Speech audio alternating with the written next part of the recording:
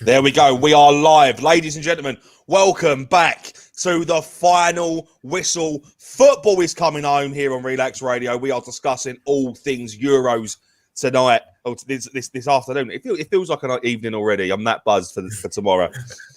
So we're going to talk about England's 2-1 victory over Denmark, with the possibility of now football coming home for the first time in 55 years. We are talking about the biggest overachievers and underachievers in the European tournament so far. Well, in the whole tournament, because it's coming to an end tomorrow. And we are talking about, we're going to discuss predictions for tomorrow. So, first things first, Murat, you were at the game on Saturday. You were at the game. When was it? Wednesday. There we go. Yeah. Jesus, it felt like a weekend. It just felt so good. You were at the game on Saturday, on Wednesday. Yeah. How was it? I've been to a lot of games in my time, but I've got to say that one is definitely up there for sure. It was an unbelievable game, a fantastic performance from the boys. Obviously, our hearts were in our mouths at some point of that game, but we managed to pull through and can't wait for the final tomorrow.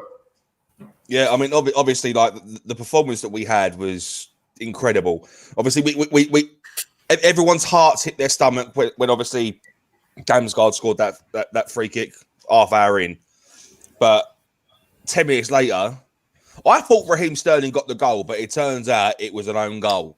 Yeah, it was a good build up of play though, and yeah, you know, we were dominant throughout that game. I think. Looking at the statistics over the course of the game, 59% possession to 41, 20 shots on goal with 10 shots on target, as opposed to Denmark 6-3. So we were definitely the more attacking, dominant team that game. Yeah. Where were you? No, we had 6 corners to their 5. No players got caught offside, which is I'm surprised, because Denmark were playing quite a high line until we broke into that box. I counted at one point when we were on that massive, that really strong attack after they scored that goal. I counted like 9 bodies in the box defending. Oh my gosh! What did you make of that performance in general, Murat? Well, England's performance of the whole game. England's performance throughout the whole game. You know what the funny thing is, Jay? You know, as soon as Damsgaard scored, I got flashbacks of like the Croatia semi-final when Trippier scored the free kick, and then I was like, similar sort of position like, as well. Is it like here we go again sort of situation? So similar sort of position as well. Yeah, exactly. And it was just a case of like, is it going to be a repeat of what happened? Because we always have that semi-final curse. So, but you know what? I think with England in this Euros, we've got that belief, and I think I'm speaking with all the fans of England in the Euros. I think we've got that belief now where even if we go a goal down, we've got the quality in that squad to always come back.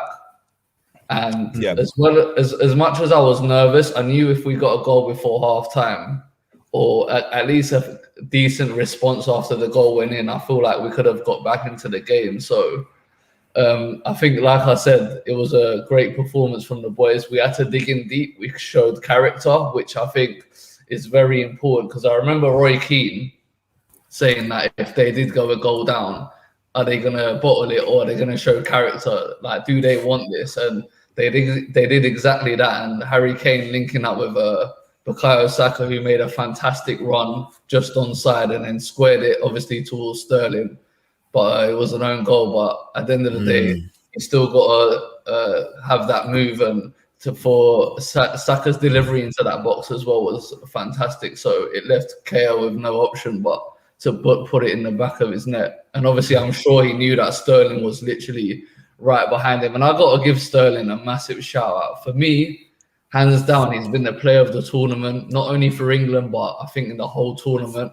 Like the runs he was making, when he got on the ball, the movement.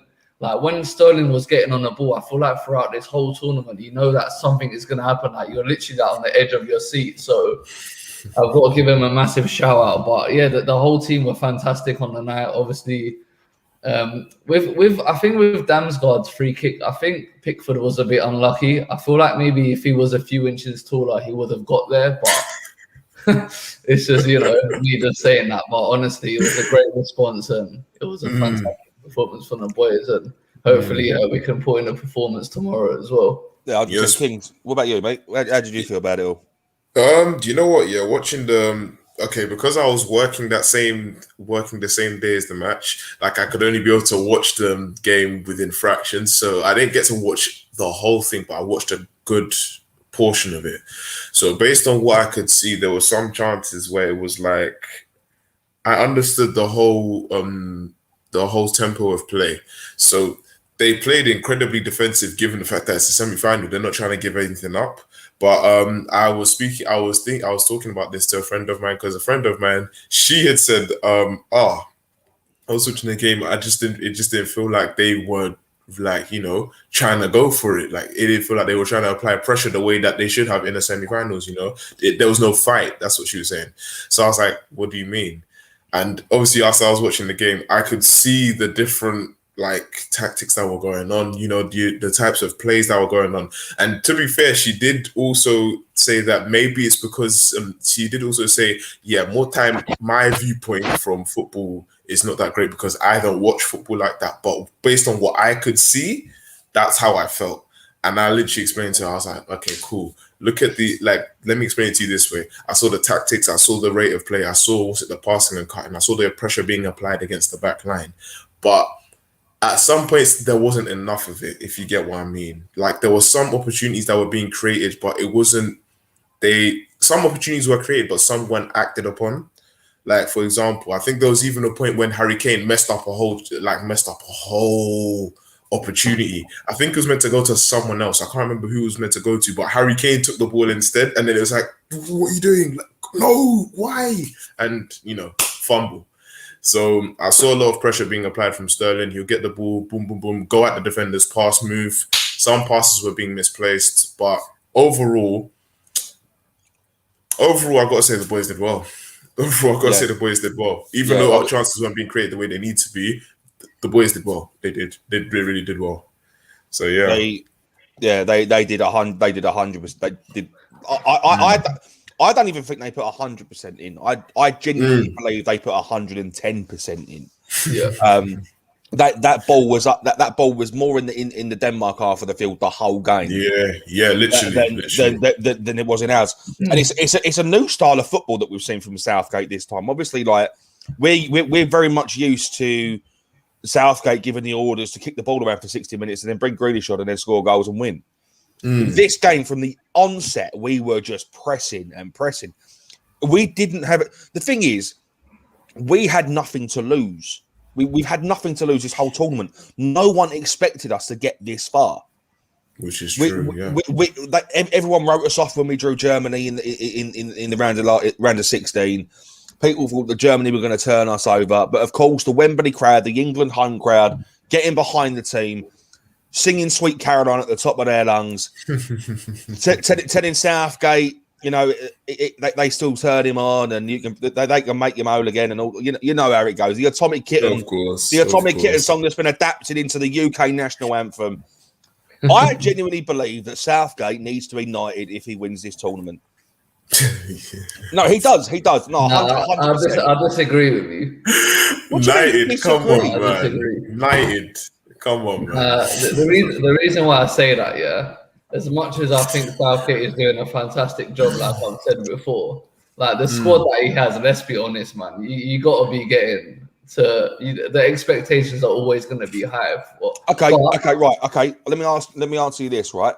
You name me another time when you were so excited about football. No, I definitely get that.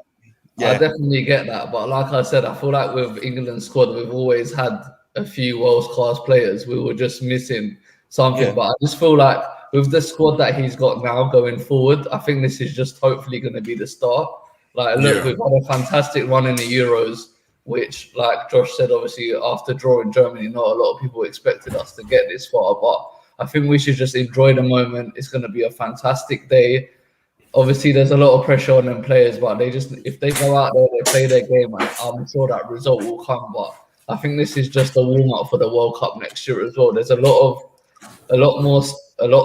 It's the World Cup pre-season. Yeah, like there's a lot more things that they need to accomplish as a team and as a manager for Southgate. So for me, not at the moment, but he's on a good path. Let's just put it that way, and hopefully this like success continues because we've been waiting for it for a long time. Yeah, and it's kind of like a redemption story for Southgate as well, because obviously Southgate in the '98 European Cup missed that penalty, which could have seen us go to a final. When he missed that penalty. And I personally think that sat on his shoulders, that the pressure of that sat on his shoulders a little bit. And I think he's fully redeemed himself. He's taken this England squad that he's been in control of for the last 5 years, and he's taken us further than we've ever been before in the last 55 years. I think for the first time as a nation, we are thoroughly behind the English team. Yeah, we are thoroughly behind. We're behind the national squad.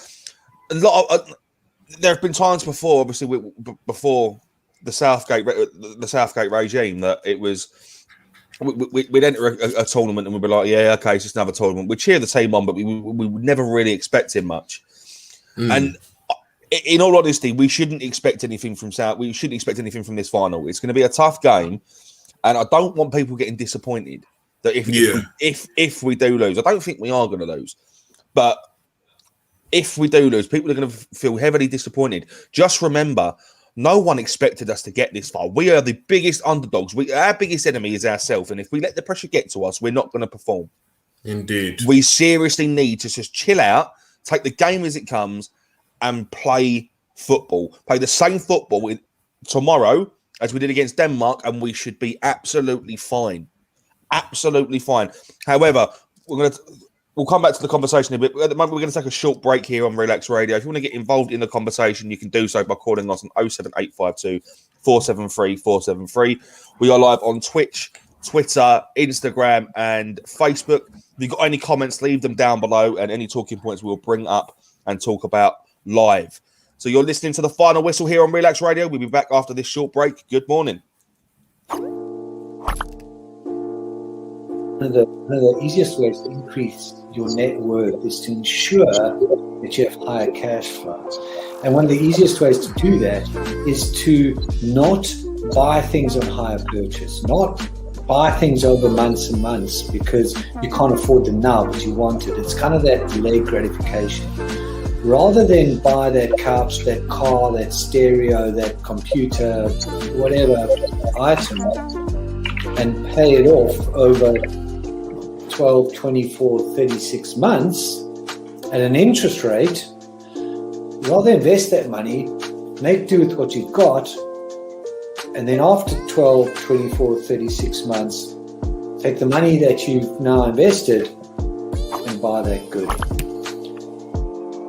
An asset could be anything that appreciates or reduces a tax bill. So it could still be a liability, but it reduces their tax bill. And I'm not going to go into the technicalities because that's out of our remit here. However, for our use or our purpose, what we are talking for the listeners here is I would put this definition of an asset forward. An asset is anything that increases your income. Anything. Now, there's a lot of conversation around who pays more taxes, if it is the rich or if it is the poor, right? When you are basically going out and during a day, if you go to a restaurant, you have to pay taxes there. If you buy a car, you have to pay taxes there. So why is it even a conversation that, the rich pay less taxes or the poor pay more taxes? Why is it a conversation like that?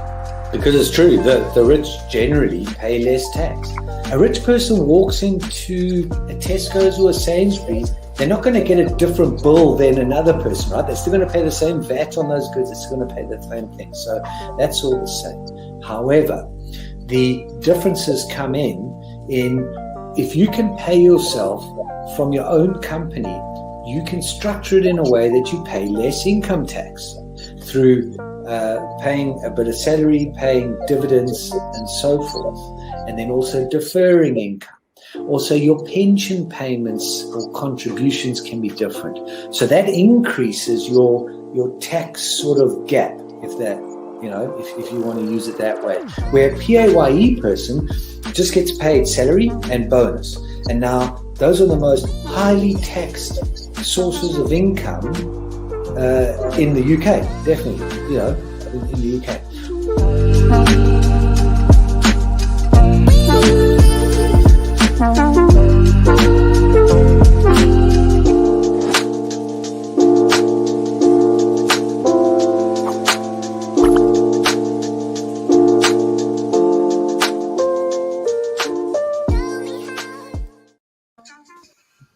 Welcome back to the final whistle here on Relaks Radio. Sorry, I'm actually watching the stream on my phone. There we go. Welcome back to the final whistle here on Relaks Radio, where we are talking all things football. Just before the break, we were talking about England's performance against Denmark, which has taken us to the European Championship final tomorrow, where we face Italy, 8 p.m. kickoff. I believe it's on ITV. If you're watching from the UK, if you're watching from abroad, I'm sorry, I have no idea what channel it's on. What's everyone's plans for watching the final tomorrow? Well, go on, King. We'll start with you. We'll start with Let's start with you, Kings. Where are you watching the game, mate? I'm actually going to be watching the game at work. I'm going to be working this shift. So what do you do for work? You seem to be working at all the important times. Do you work at a pub or something? Nah, I'm working at a hotel. Like we are serving the football players' families. So yeah. Oh, mad. Yeah, literally. So have you formed any connections with any footballers? Can you give us any intel about any future transfers? This guy. No. I don't even think none of them really know about transfers at the moment. Like, no, I was joking. I was joking anyway. But do me a favour, if you can if you start talking to Harry Kane's family, tell him he needs to stay at Spurs. Right. What about you? Where are you watching the game, mate? Family, few drinks, barbecue, and bringing it home. Hopefully. Bringing it home. That's beautiful. Have you seen the initiative that some of the schools are now doing as well for Monday? Yeah, for 10:30 start, I heard about that. Yeah. Well, a school to start it all off, to start the trend off. You can look this up. I would bring it up on the screen, but obviously we can't. A school in Hartlepool have started the trend off, saying that they are letting their students come in at 11 a.m. as opposed to 9 a.m. This is so that the children of that school can watch the cup final, and they think it's a very important thing because it's a momentous occasion. For the first time in 55 years, there is a huge sporting event, and it's going to teach us about victory. It's going to teach us about patriotism, just getting behind your team. But then more importantly, if we don't win, it teaches those children about failure and how to accept it, which I think is a very important lesson to be learned. So any schools that are doing that, I hold my hands up to you. Fantastic, absolutely brilliant. Obviously, there were talks of Boris Johnson making an emergency bank holiday if we won, but that's been ruled out. Some businesses as well. I saw something on Twitter. Some businesses are giving their staff a day off of work, or if they choose not to take the day off, they're getting an additional day of annual leave, which I think is perfect. It's absolutely amazing. That's wonderful. There are so many businesses actually thoroughly behind England tomorrow. It's brilliant. Right, so there's that bit out of the way. Let's talk about individual player performances. Okay. There's one player for me, right? And I don't know if you boys agree with this. There's one player for me that really stood out, and I cannot thank him enough for his efforts. Kyle Walker. What a performance! He was up and down that field more times than a yo-yo, mate. Like his heat map must have been insane. He was all over that field. What do you boys think of his performance? You want to say this one, Murat? Yeah, sure. I 100% agree with you. I think the performance of Kyle Walker is just like he's an absolute machine. Like he just don't stop. To take into consideration as well, he ain't no spring chicken. He's one of the older players of the England team, and he's running rings around Denmark like you wouldn't believe. You see, I look at Kyle Walker. That guy is an absolute rock in the defensive line. He one thing I've seen about Kyle Walker, not even just in the Denmark game, but just throughout the whole tournament, I've seen that he literally shows that that fire, that will to like say we are going to get this goal, assist, whatever it is. We need to get something out of it. He's always going in 100%. Like whenever you see him running with the ball, he's always making sure he stays wide. He's always keeping people out of the way. Boom, boom, boom, bombing on. Like you saw signs of this in the UCL final against Chelsea. He was literally the one busting a gut constantly. You see this every single game within the Euros. He's busting a gut, always pushing forward, always trying to attack, find a way to get the ball just, from the defense over to offense, switch it all completely. Always trying to find options. The guy's he's insane. He's insane. And he, in my opinion, is like, although people notice his efforts, like his efforts are noticed, he, in my opinion, is one of the players whose efforts don't get noticed as much as you would see Sterling or Kane or Grealish, for that matter. I don't think any defenders get given the credit though.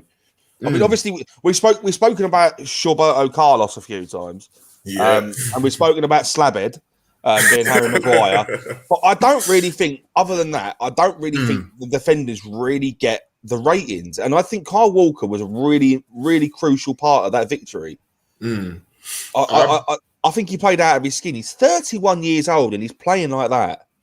He's running like that. He's showing no signs of giving up anytime soon. Absolutely no signs.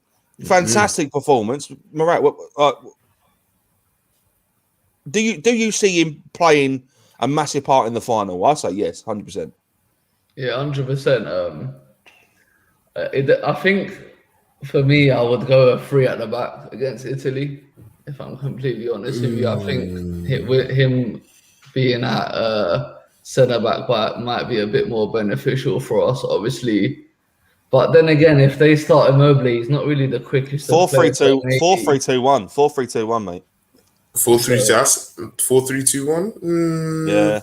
What, for Italy or for England? Oh, for Italy. But we mean 4-2-3-1, where Mount's playing in behind Kane, yeah? 4-3-2-1. So you've got Walker, Shaw, Maguire, Stones. Central defence. So you've got Declan Rice, Calvin Phillips, and Mason Mount. More time. No, not Mason Mount. You put Mason Mount in the centre attacking mid, so you have Raheem Sterling and Mason Mount. 4-2-3-1 with Sterling and Saka on the wings, and then Kane up top. Yeah, that would be more like a 4-3-3. More time, that would be more like a 4-3-3, not really a 4-3-2-1. But I don't know. I feel like playing a formation like that. I don't know. I feel like it'd probably be a bit too narrow. I feel like England really need the space, in my opinion, because they need in the 4-2-3-1. In the 4-2-3-1, Saka and Sterling are more like wingers, but then can tuck in the middle as well. Sorry, I thought you said 4-3-2-1. No, 4-2-3-1. Yeah. So you obviously got Rice and Phillips sitting with Mason Mount in between Saka, Sterling, and then Kane up top.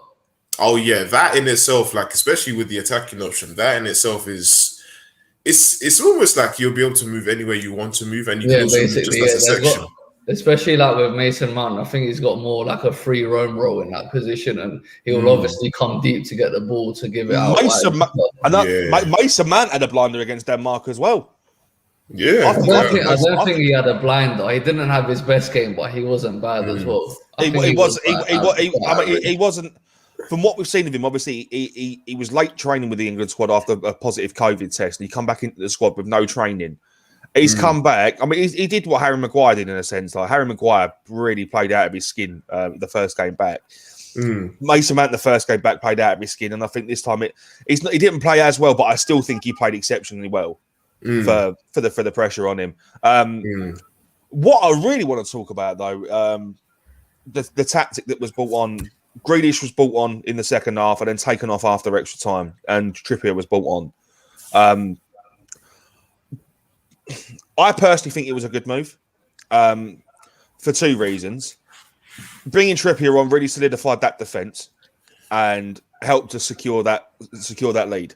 The second reason, Jack Grealish at the end of last season was injured. So is it a case of he's not fully fit that he can play 90 minutes? Yes, I agree. I don't think Grealish is fully fit, but he can still play half an hour. And I think that's what he did. He come on, he played his part, and he was taken off and Trippier was brought on. And I think the right decision was made. Go on, Murat.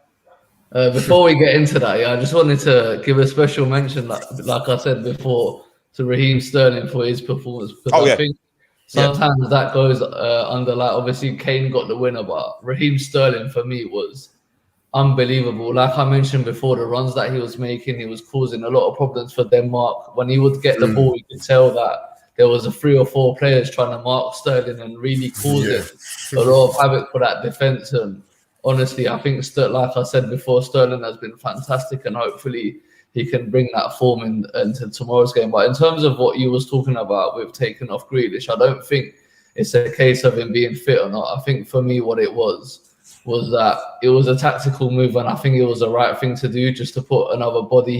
He essentially went 5 at the back, with obviously Walker, Stones and Maguire being the 3 centre-backs, and just basically telling Trippier to sit. And I think that was a good option for him to have there. And obviously he had to make that sacrifice. And I'm sure Grealish, being the professional that he is, he completely understands what Southgate did. And I think it was the perfect move for them, that's for sure. I remember, do you know what? I remember what, after that game, I think it was yesterday, I was browsing through Facebook, and then something from TalkSport come up of an Aston Villa fan calling in, who basically said after Grealish was taken off, he didn't care whether we won or lost, because he was so disappointed that Grealish was brought off. Yeah. I think that's ridiculous. You can't say that. You can't say that. We either win as we either win as a nation or we lose as a nation. You can't. There shouldn't be any divide at all. Of course not, because then if there's a divide, then that means there's also going to be a disruption within team chemistry. And now it's like, you're not able to get on with the manager. And now there's a problem here, there, and then they will also translate onto the field. We don't need that. We don't need that. I think I also remember seeing the exact same post when he was taken off. He said, "I don't care, boss. We're going to the final." Like, I remember seeing that. One thing I wanted to say was, I know you mentioned something about, I know you gave a special shout out to Sterling. In my opinion, Sterling pretty much carried majority of this competition on his back. And I'm not saying he has. Yeah. And I'm not saying that all of the other players haven't done anything, but Sterling has taken it upon himself to literally push forward to be able to score these goals. Like, he was the first. But if it wasn't for Sterling, we wouldn't be through, because it was Sterling's goals that got us through to where we are. Exactly. Sterling scored 3 out of 5 games now. In theory, it was him that helped us beat Germany. Yeah, literally. And then obviously with the addition of Kane's goal, which, also added. That's what he needed. That's what Kane needed, I think. Because now he's destroying. He's racking goals now. I remember. Sorry to cut you up, Josh, but I remember someone saying not to start Kane against Ukraine. I know. Right. Anyways, we're going to cut to a short break. You're listening to the Final Whistle here on Relaks Radio, where we are talking all things football. If you want to get involved in the conversation, you can call us on 07852 473 473. We are live on Facebook, Twitter, Instagram, and Twitch. If you leave any comments down below, we'll pull your comments up and we'll discuss them live on stream. We'll be back after this short break here on Relaks Radio. You're listening to the Final Whistle. See you after this. Good morning. Again. But now, if you say to a child, if I went up to a child and said, "You've had one to forget," God, there'd be an inquest. Me, why did you reject my son? Well, I haven't rejected your son. I want to talk about, how the generation gap, how much it's changed, especially when you check the youth nowadays in comparison, to people back in the day. I'd say when I was younger, it was more disciplined. Not now. In comparison to now. Not at all. Not now. The way things are. Nowadays, the younger generation, you seem that they can't accept the word no, if that makes sense. They can't accept rejection, essentially, is all you're trying to say. Yeah, they can't accept the word no. So if you say, "How did I do?" Or "You didn't do very well," and they get upset. And when I was a youngster, my father used to say to me, because I used to be sport mad when I was very young. I still am sport mad, but like participating in different sports. And if I had a bad game, for example, he'd say to me, "You had one to forget." That's it. Your dad sounds like a smart guy. I mean, yeah, that's the real fact of the matter. Yeah.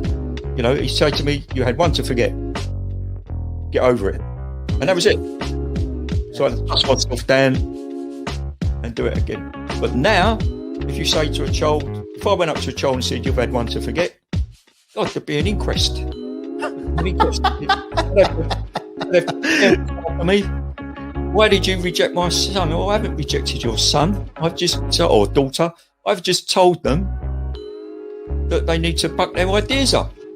That's the truth right there. I mean, if you think about it, if you check the generations, like right now in the US as well, I've seen a lot of these things as well in the UK. You know, you get medals for participation. But what's the point? What are you trying to? Yeah, what's the point? Either you win or you lose. People are so afraid to put that whole notion of losing. You know, when it comes to right now, the generation gap is just crazy. You know how much. A lot has changed. Social media has taken control of our lives, and we don't even realize it anymore. We're crippled because of it. That's absolutely right, Nick. Because, as you said, you know, nowadays it seems that you get rewarded for failure. You know, for the life of me, Nick, I can't get my head around that. Perhaps I'm just getting old and morbid. I don't know. I just can't get my head around how you could be rewarded for failure.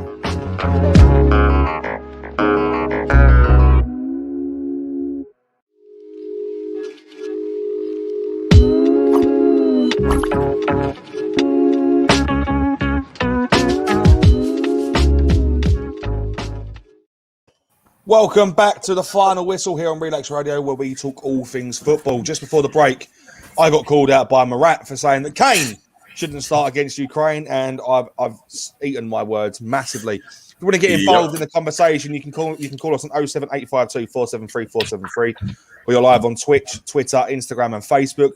Leave any comments down below. We'll pull your comments up and we'll discuss them live on stream. So let's talk Italy. The biggest challenge yet.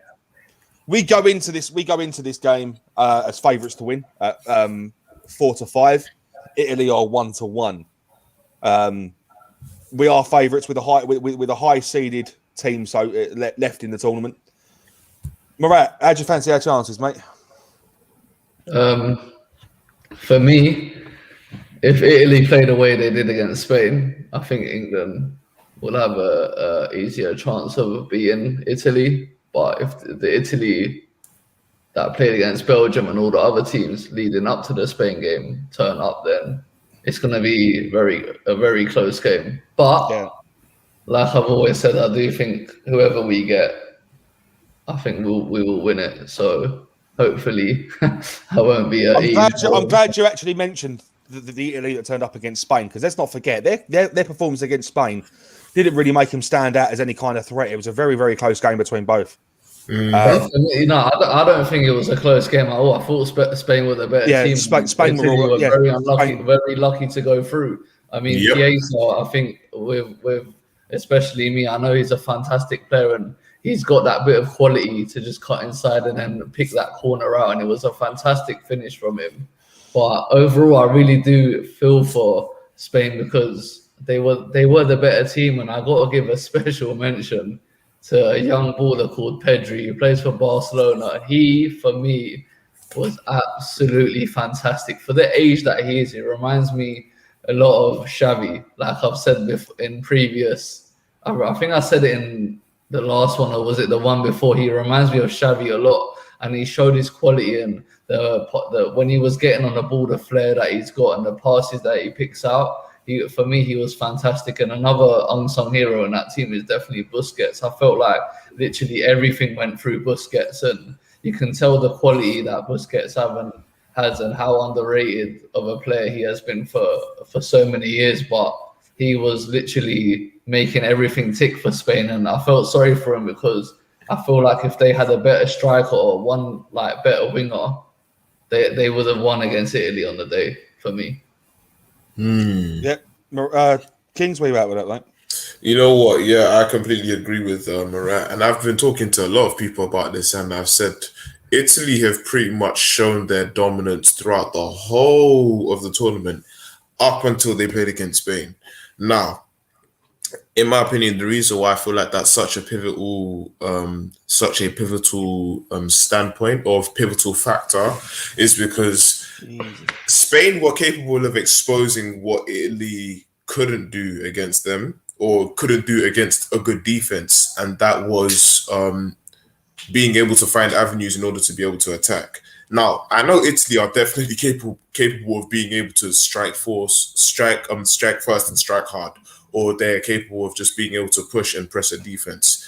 But with a defense like Spain's defense, it wasn't the greatest, but it definitely still was a very strong one.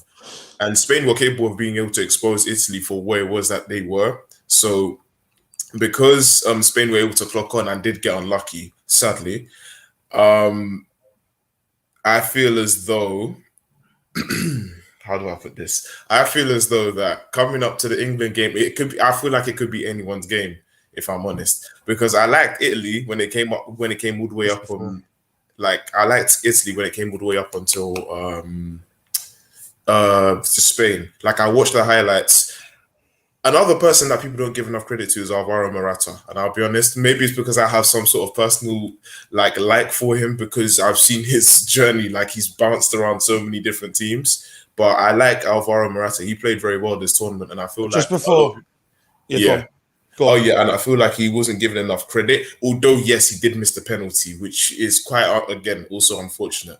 He has been a pretty good player and very important to the team. Like, you can see he's becoming a way more better striker than he used to be. You know, he's capable of making finishes. He's capable of doing the things he needs to do. Yes, he doesn't make all the chances, but what striker do you know that hits every time? You know? Exactly. Just before, obviously, Murat has his input, I've got the stats up for that game in front of me, and it's just such a one-sided graph. So in terms of shots, Italy had 7, Spain had 16. On target, Italy had 4, Spain had 5. Now, this is the biggest stat.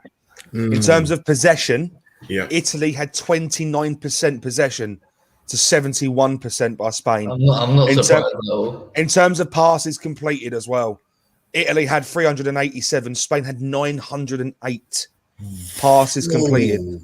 So Spain were definitely the better team the whole game. It's just a capitalisation on chances. Italy get the one chance and they break and they score a goal. And the thing is, there was a good goal as well. Chiesa scored a very good goal. Yeah.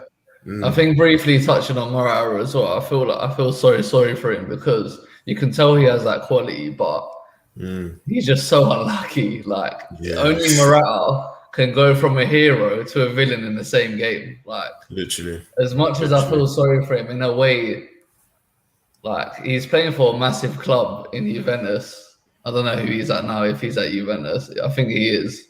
Yeah, I think he's at Juve as well, Yeah, he's at Juventus. He's at a massive club. But then I think that Spain role is like, he's the main man for them now, especially up top. So some people grasp that opportunity and some people like fall short. Whereas I don't think he's fallen short. I think he's had an okay tournament. He hasn't been at his best. He's had a few chances that he's put away nicely and tucked them away. But you've got a chance to write like history for your country. This is your chance to show everyone what kind of player you are. And I just think he just shied away from that, unfortunately. And it was a poor penalty. Same with King's one. That's the worst penalty I've seen him take.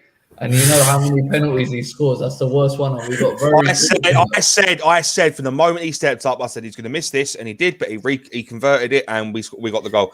It's history. It's done. It's done. He redeemed himself near enough instantly. Let's not talk about that penalty. You know what? No, I'm not going. Oh, sorry, go on, Murat. Touching on what I was obviously saying last week when I said to you guys, I think Spain would go through, and you lot seemed quite shocked. I know what Spain are capable of, especially like with the stats that Josh pulled up about the passes. I knew they were going to be a lot more dominant on the ball because that's how Enrique likes them to play. They've got a midfield where they've got passes that can dictate the game, especially with Pedri. Like I said, another special mention to him because I think for his age and that he's going to be a special player in my opinion. And Busquets and Koke as well gave so many good balls to the Real Sociedad winger Mikel Oyarzabal. I'm sorry if I've said that wrong, but for me, he was more of the weak link in that team, and the chances that he missed they're not forgivable, and especially at the level that they're playing at, you've got to take them chances. And Italy obviously just took that in their grasp and went down the other side and just showed that bit more quality that they had. Yeah. Yeah, I mean, one person from the Spanish team I do want to give a shout out for, and I don't think he's been given enough credit, and that's Luis Enrique.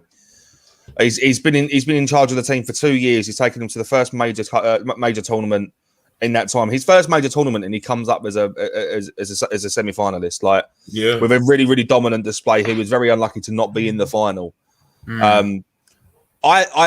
Seeing this squad, obviously, when Vincent Del Bosque was the manager in 2010 when they won the World Cup, it's a completely different team, but they play more exciting football.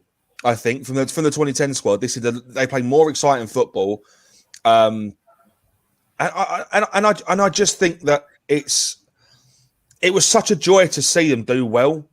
I'm just disappointed it's not them that we're facing in the final. Not only because I think it'd be an easier game for England, but I think it'd also be a better game. I think because I think Italy are going to come into this game. It would be easier. I would have done. It would have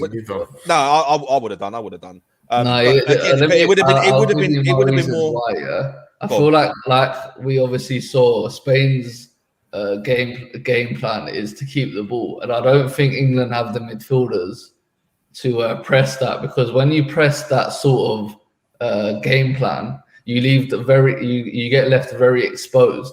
So for me, I think, look, at the end of the day, they're both unbelievable teams, and both teams have got pros and cons. But for me, I think, like I said, Spain deserved to go through, and I think they would have been a lot more. How can I explain it? A bit more tougher to play against, but we've got Italy in front of us. For me, the only way we're going to beat Italy is if we bring them the game, just like Spain did. The only problem what Spain had is they didn't have that quality. I disagree with what you mean by the 2010 team played worse than now. I think the 2010 team had so many fantastic players, especially like David Villa, Fabregas, Iniesta, Xavi, Fernando Torres, who obviously we got to give massive credit to, because when he was playing for Spain, he was fantastic, and that's what I feel like Spain are missing at the moment, a good striker. Like, don't get me wrong, I think Murat is decent, but he's not what Spain need at the moment, and I do agree with what Josh is saying. Like, Enrique deserves a lot of credit for what he's done. And it's a learning curve for him and the team. And they're such a young bunch of players. And I think a lot of Spain's fans would agree with me that they're probably excited for the next few tournaments to see how Enrique gets on. Well, obviously, the next tournament coming up is the 2022 World Cup in Qatar, which is to be played at the back end of next year, not in the summer like we normally expect. Yeah, it's in November. Yeah, it's meant to be. Winter World Cup, because obviously the temperatures in Qatar go up to like 46, 47 degrees. Oh, so it's meant to be really uncomfortable for the players. Yeah, okay, I hear that. I want to even point out another thing about Italy as well, and that is coming into this game. I know that you, Josh, you have your feeling about England saying, we're gonna win. I'm not going to lie. Do you know what? It's not a case of I think we're gonna win. It's I want us to win, so I'm gonna be thoroughly behind the team, and I'm gonna give them as much praise as I can. Yeah. In my own mind. We have a comment by someone, actually. Jamie, if you just want to pull up the comment onto screen for us so we can see what is being said. Then, does anyone contribute to the success this year to the team playing as a unit compared to times gone by where some players have gone somewhat rogue on the pitch? It was impressive to see how well Jack Grealish took his substitution on Wednesday night. Start with you, Murat. Yeah, no, 100%. I agree. Like I said before with Grealish, he's a fantastic professional. He's also a fantastic player. So Southgate taking him off, I know for a fact Southgate would have said to him, look, I'm going to have to take you off, obviously, for the team. And I know for a fact the way Jack is, he would be like, yep, no problem at all. I'll do anything for the team and I'll do anything to be in that final. So I think he took it well. And in terms of like defending as a unit, I 100% agree with that comment, because in previous years, I think the defense of England has been the problem where it's been shaky. But this year, I feel like we've got the fantastic balance. I think going forward, we're a lot better than we are defensively. And when we need to defend with Shaw, Walker, Maguire and Stones, I think we've been fantastic. So hopefully we can sort of have that solidarity against Italy tomorrow. Like I said, I think it's going to be a different game because Immobile isn't the quickest of strikers. So we could potentially play a higher line, which obviously could box Italy in. So as we're playing a higher line, it gives us more of an advantage to get Mount on the ball to obviously distribute to Sterling. And obviously if Saka starts tomorrow, which I think he should, I think it will also, our fullbacks will be very essential tomorrow as well to how we go forward, because Shaw and Walker can always give that option for us out wide, and they have the quality to whip in balls as well. So it'll be in terms of what the game plan is tomorrow. That's for sure. In terms of Grealish taking that substitution, I think he took it really, really well. Again, I said before earlier on, I think it was the right decision taking him off and bringing Trippier on, because obviously we had the lead. We didn't really want to lose it, and bringing Trippier on really just bolted that defence just that tiny little bit more. And we were able. I mean, Denmark pressed us in the last couple of minutes of the game after we got that second goal. They were pressing us, and I really think having that extra defender in the back line was crucial. If that makes sense, I think it really played a part. So I think in terms of solidarity, like the whole team performed really, really well, and we performed as a unit. But the thing is, that game's done now. We have to think about tomorrow, and I think tomorrow, if we play the same way as we did against Denmark, we're going to come out victorious, and football will officially be coming home for the first time in 55 years. Kingsley, just quickly before we go to the break, mate, go on.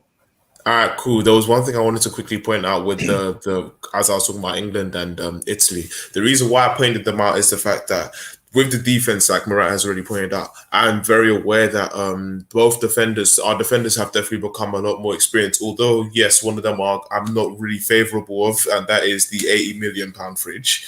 But Slabhead. Yeah, Slabhead. But literally, like, I know I'm not very favourable of him. But one thing I can admit is the fact that he has played very well this tournament, along with Stones. The defense have played very well this tournament. Save this, because we're going to talk about player performances and player of the tournament after this short break. Kingz, are you all right with that? You're all right with that? All right. You're listening to the final whistle here on Relaks Radio, where we talk all things football. You can contact us on 07852 473 473. We are live on Twitch, Twitter, Instagram, and Facebook. If you want to leave a comment down below, we'll pull your comment up and we'll discuss it live on screen. As for now, we'll be back after this short break here on Relaks Radio. Good morning. The valuations that you place on an asset are always behind you. It's always in hindsight. It's never in front of you. And that's one of the challenges, right? Because you're always valuing what happened yesterday. And what you need is what's going to happen tomorrow. What am I saving or investing for? Why am I doing it? When will I need the money? And how much money do I need? Yeah.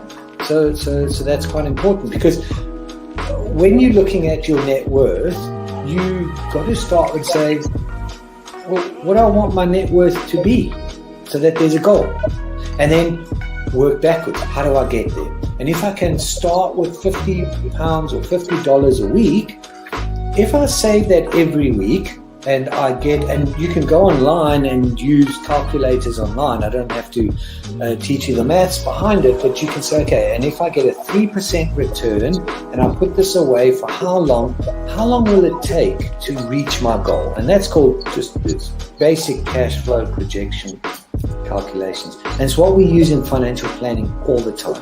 What we say to clients is we say, okay, what is your goal? What is your objective? Where do you want to go to? And we discuss that in a lot of detail and over most of the meeting. And then the rest of it is saying, okay, in your exact circumstances, with your risk profile, with how you feel about investments and pensions and taxes and where you are and who you work with, and your education level or your lack of education or how involved you want to be. There's a lot of variables that we take into account, and then we say, okay, here's a plan. You start like this, that's great. And then we review it all the time. And we say, okay, we need to increase it, we're on track, we're not, this is what is happening. Because remember, when you're dealing with assets, the valuations that you place on an asset are always behind you. It's always in hindsight. It's never in front of you. And that's one of the challenges, right? Because you're always valuing what happened yesterday, and what you need is what's going to happen tomorrow. so that's a struggle. Yeah. So there are strategies everywhere from £50 a week up to £100 million, and they're different. Right? They range differently from everyone, but and from country to country, to be fair. Different countries have different tax laws, so different vehicles. But from your point of view, at the sort of normal end, I'm not going to call it the low end because I'm in that boat as well. It's as tax efficient as you can get it. That's where you start. You use all the tax efficiencies, and then you step up into different things.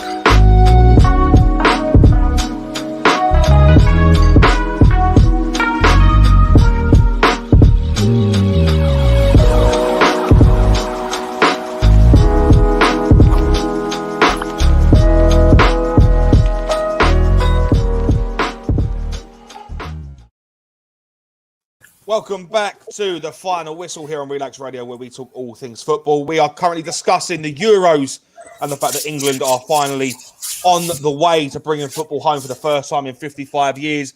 We've discussed the England performance against. We've already discussed the England performance against Denmark. Against Denmark in this. Sorry, my words are literally. I'm so excited about tomorrow. Is it obvious? I'm so excited about tomorrow. We've already discussed that. We've discussed obviously the player performances on the pitch.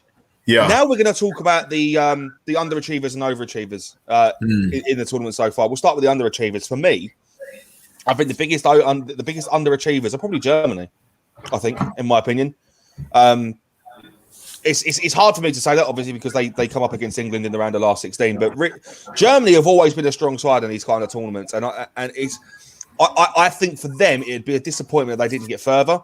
They always seem to do us over in these international tournaments and these competitive games where it really, really matters. And they did it, and he didn't. And I think that's really going to take a toll on them. What's your thoughts on that? Murat, start with you, mate. What's your thought on that? I think for me, the biggest one, the achievers, has got to be France. Let's not forget about France. Yeah, they were the favourites by a country mile. Let's be honest. A lot of people said that they would be there, but their performance against Switzerland wasn't the greatest. Obviously, they were 3-1 up in the game as well, and they let it go. Obviously, Let it go. Go on, Murat. Sorry, mate. Sorry. They're my biggest underachievers, that's for sure. I think they could have done a lot better than they did. The quality that they've got in that squad is unbelievable. I think they made a few decisions that were questionable, but yeah, they were my biggest underachievers. Go on, Kingz. What about you? I agree with you when you say Germany. I agree with Germany. I feel as though they were very huge underachievers. There's another team I want to throw out there as well, actually. Netherlands. Oh, yeah. They were pretty big underachievers too. I feel as though, not even just Netherlands, in fact, Portugal were big underachievers as well. No, they're not. They come up against the Belgium squad, mate. They were never going to beat Belgium. Never in a million years were they going to beat Belgium. You know what? No, 100. I thoroughly 110% agree. Belgium. You didn't watch the game, did you? They're the ranked number one team for a reason, Murat. Like, it's not a case. Why are they not in the final then? Because they got beaten. That's why they got beaten by the better team. Yeah, well, you know what? Number one team, but the question was, did you watch the game, Belgium against Portugal? No, I didn't. I didn't. Yeah, there you go then. It doesn't really matter. If Portugal got through to the final, do you really see them beating us? I don't think they would. Mm-hmm. I reckon if Belgium got through to the final, it'd be a different game. I reckon if it was Belgium, England. I disagree. I think Portugal would have beat England as much as it does hurt to say. Did you get Portugal in your work sweepstakes or something? Because you got snow behind them. I'm just thinking of it from a footballing perspective. I think if I didn't pick France, it would have been Portugal for the biggest under, achievers because another fantastic squad. I think that it's the best squad that they've ever had. They've got a better squad now than they did for the last Euros. So I think, like I said, if you watch the game, they were very unlucky. It's the same with Spain. They were all over Belgium in that game. It depends on the approach you take to the game, though, isn't it? Like, every different manager's got their own different play style, and for me, it seems as if Belgium play a more defensive game with more of a counter attack. No, I think they do. I think they do. They defend heavily, and then when it matters, they get the ball into someone like De Bruyne or Hazard, or the other Hazard for that matter. And then they try to score. They try to score based on the break. Like, I think that's just how they play football, and I think that's what works for them. And that's why they're so highly rated. Which is why I think personally they were one of the favourites to win the tournament all in all. And I think they're very unlucky not to. Again, France was the biggest underachievers by a country mile, obviously losing to Switzerland of all teams. That was so shocking because Kylian Mbappe. In terms of like biggest underachievers in terms of players, Kylian Mbappe's got to be up there, surely. In terms of underachieving players? Underachieving players got to be Kylian Mbappe, 100%. Even out of Thomas Muller. Oh, Thomas Muller scores. Thomas Muller, every competitive tournament he's played in, he has scored goals. This is the first international tournament we have seen Thomas Muller play games consecutively. He's played 90 minutes consecutively every single game, and he has not scored a single goal. It's terrible. I was wondering why I just didn't see any signs of him throughout the whole tournament. I didn't hear his name. I didn't hear anything. Do you know what? I agree. He underperformed. He didn't play well. Yeah, I agree. More time, it's just the age. He's starting to dip. Who knows? Like, one thing I do know with age, for some players, people age like fine wine. With some players, age will literally make you play better. Maybe not faster, but make you think smarter. You want to start talking about age. He's 31 years old. He's the same age as Kyle Walker, and yet Kyle Walker played out of his skin. You're talking about two different positions. You can't compare them. No, wait. Hold on. You're saying he's losing it. Like, if he's losing it, then why in the likes of Kyle Walker? If anything, Kyle Walker has performed brilliant. He's performed better than I've ever seen him before this whole tournament. Yeah, but I get what you mean, but you can't compare a defender to a centre forward. It's not just that. Yeah, they're also two different types of, not even players. They're also two different types of athletes. Like, you can clearly see the build on Kyle Walker and the build on Muller. I just don't think age is an excuse. If you're brought to an international tournament, you're there for a reason. You are there because you're extremely highly rated. Right, you can sit there and laugh all you want, but you have to understand if you're put into say a 20, what were the squad? They were like 21-man squads or something like that, weren't they? Yeah. If you're put into a 21-man squad as the sole striker, it's because you're the best option there is. How can you say you're the best option for a team when you're performing like that? It's not. You can't. I agree with you. He has underperformed, but you can't. What my point is, you can't compare a defender to a striker.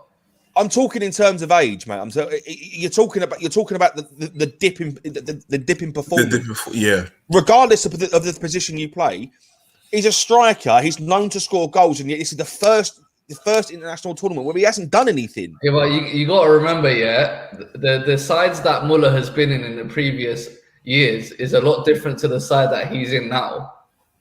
Don't forget that. The only player that's realistically there from what was there from when Germany were at their prime is literally Toni Kroos. That's it. Don't forget he had like the likes of Podolski. Like Podolski was probably one of like Germany's bigger performances for them, because when Podolski was playing for Germany, he was banging goals, get assists left, right, and centre, but he wouldn't play as good for his club. It's a prime example for me. I think with that is probably Pickford. He had an average season at Everton this year, but when he's played out of his skin, yeah. He's definitely getting Golden Glove this tournament, isn't he? Yeah, well, he's got the most. You've got to give him credit where it's due, you know. And I think in terms of Muller, I think I agree with Kingz. Like, age does play a fact in these situations, especially when you're coming up against younger defenders as well. Like, don't get me wrong, I think like I said, Kyle Walker's age. Like he's just showing that he's not deteriorating at all. But I think with Muller, in terms of his place in the Bayern Munich squad, has gone like down because of the inclusion of like Lewandowski. So maybe is it that? Maybe is it a confidence thing? But like I said, I feel like Germany's squad isn't the same as it was before when he was banging in goals every tournament. And don't forget, even when Muller was at his peak for Germany, Klose was scoring all the goals anyway. Yeah, that's true. So, do you know what about Kylian Mbappe though? Because Kylian Mbappe again failed to score in any game that they played. That is okay. That is pretty. Do you know what? That and is I think pretty. In terms of underachievers as well. Sorry, Kingz. I don't want to cut you off. Yeah. But I think another underachiever, and I kind of feel sorry for him because it isn't his fault. Karim Benzema. I think Karim Benzema. No. Listen. Hear me out. His individual performances, he was absolutely phenomenal. It's the team around him that let it down, and I think that's going to really play a massive part on where we see him in the future. Karim Benzema was a crucial member of that France squad. 100%. He scored goals, but it's the team around him that let him down. Do you see what I'm saying? I still don't understand where Karim Benzema is an underachiever here because an underachiever because he didn't get further. He didn't get further. No, I know what you're saying, but I think like I said, he's an underachiever, but it's for reasons out of his control. It's the team around him that let him down. He scored goals where it mattered, but it didn't matter because they still got knocked out by Switzerland. Oh, okay. No, okay. I see what you're saying. No, I understand what you're saying. He made contributions, but if he was put in any other squad, he would have got further. France would have got further. Do you see what I'm saying? Guaranteed. I do understand what you're saying. I kind of feel sorry for him. He was the best player on that France squad by a million miles. Oh, 100%. And then after him was Kante, because I can't lie, I don't think I've ever seen Kante have a bad performance. Like, at the very least, he only ever has a good performance. Not exceptional, but at the very least, he only ever has good.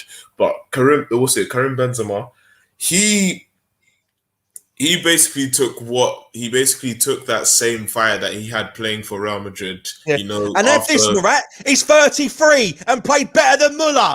They're the same position. Yeah, What's his excuse now? That's what I'm trying to say to you. Exactly. That's my whole point.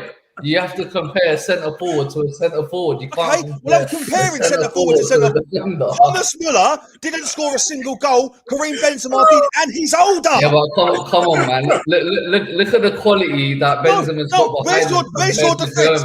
What's your defence now? Muller underperformed. He's 31 years old, mate. Oh, goodness. Like I said, look at what Benzema has behind him compared to Muller. Okay, bro, hold on, bro.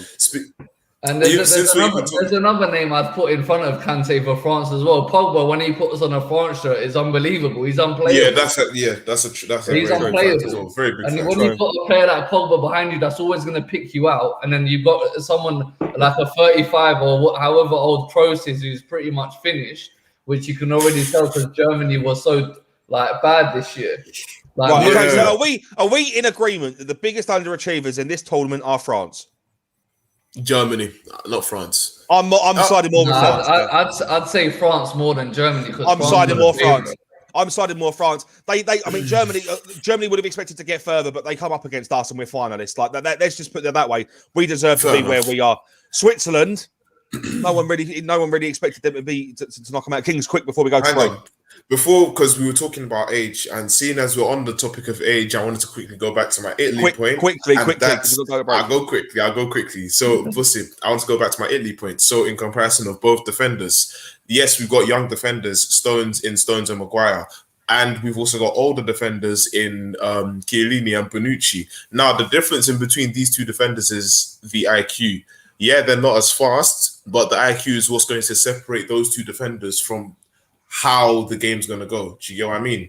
Yeah. So that's why I say it's going to be interesting. Like, it didn't show a lot when it was against Spain, because Spain pretty much exposed so much with the amount of passes. As you can see, the stats don't lie. But with this game being the way that it is, I don't know. It could go either way right now. So that's why I feel it's anyone's game. Do you get what I mean? Cool. Right. Point made. France biggest underachievers. That is, it's settled. It's 2-1. Kingz, you're outvoted, mate. So the France are officially the most underachieved team this year. We're going to go to a short break here on Relaks Radio. If you want to get in touch, you can join us by calling on 07852 473 473. We are live on Facebook, Instagram, Twitter, and Twitch. Leave your comment down below. We'll pull your comments up and we'll talk about them live. We'll be back after this short break here on Relaks Radio. Good afternoon. Climb Mount Everest. That is one of that's in my bucket list. You're laughing, but that is the facts right there. I'd love to do that. That is something I'm looking forward to do, hopefully. Climb Everest. Mount Everest. I mean, okay, not the very tip of Mount Everest, maybe the base camp at least. They're talking about mental health. Well, if you went out and got some exercise in the fresh air, that would improve your mental health. It will make you feel better. That's true. That is true. I wholeheartedly agree. But then for some people, it's how do you find the motivation to, especially when it comes to riding a bicycle, to do it again and again and again and again? It's a cycle that you have to be used to. How do you do it? What makes you wake up in the morning and decide, hey, I'm going to pick my bike up today. I'm going to cycle. What makes you want to do that? What makes me want to do that? Yeah. What do you like? What could you give listeners, like people listening in right now? What kind of tip could you give them? Well, the first tip I would give them, if you haven't tried it before, try it. It can open up new horizons. It will make you fitter. It will definitely make you fitter. Cycling is one of the best forms of aerobic exercise you can do.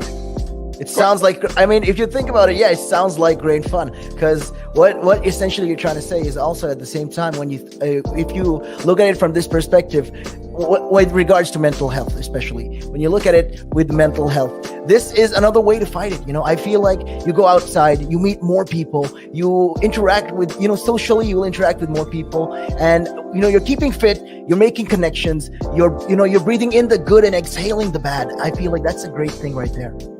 Absolutely. Yeah, you got a better way with words than I have, I'll tell you. But you're quite right. What you say there. I mean, I've been doing this for quite some time. I mean, hey, you'll get the hang of it. I've been doing it for about 10 minutes now, so yeah. That I can never really understand people staying in one room the whole day when you can have the world to see. I am a traveler. I travel. I love traveling. Traveling is just one of the things I do. And yeah, on top of my bucket list was, to one time, hopefully when I get there, go to Nepal and climb Mount Everest. That is one of that's in my bucket list. You're laughing, but that is the facts right there. I'd love to do that. That is something I'm looking forward to do, hopefully. Climb Everest. Mount Everest. I mean, okay, not the very tip of Mount Everest, maybe the base camp at least. Base camp, yeah. At least. Would you be able to cycle there? Oh.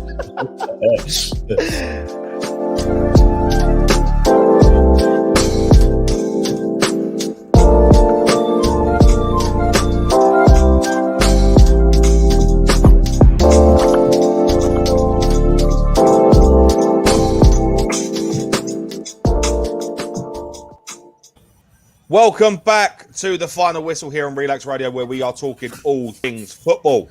We are discussing the Euros. We've discussed the underachievers in the last segment, which we come to the conclusion it was France. Let's talk about overachievers.